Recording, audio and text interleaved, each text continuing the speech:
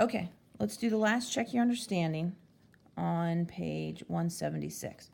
Okay, this is referring to some data in exercises 5 and 7. So I'm going to go back to the exercises for this beginning of this chapter.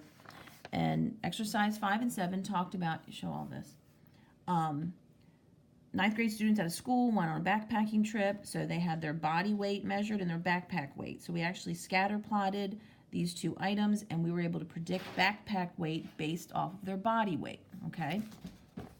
So here we have a residual of that, and here's our data in case we need to see it again. So here's a residual plot. So some of them were over-predicted, some of them were under-predicted.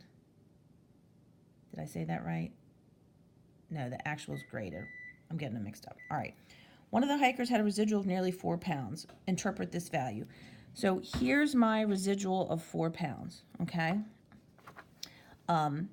So again, let's look at the residual equation, okay? This is actual or observed, okay?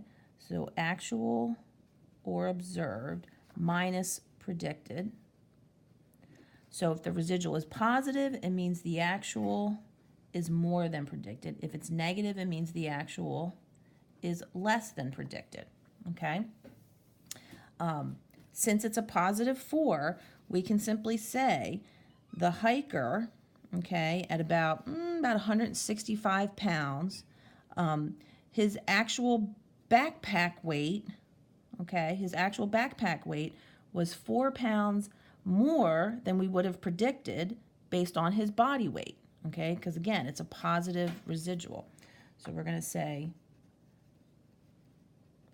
the hiker that weighed, I'm talking about body weight, about 165 pounds, had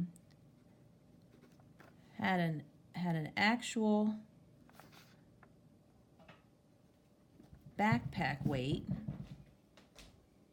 that's a W, that was 4 pounds more than I would have predicted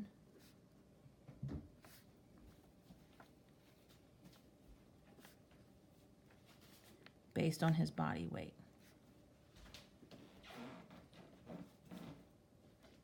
Okay? That's what our residual means. Now, number 2 says, based on the residual plot, is a linear model appropriate for this data? Now, residuals, just like normal probability plots, are a good way to assess if a distribution is normal.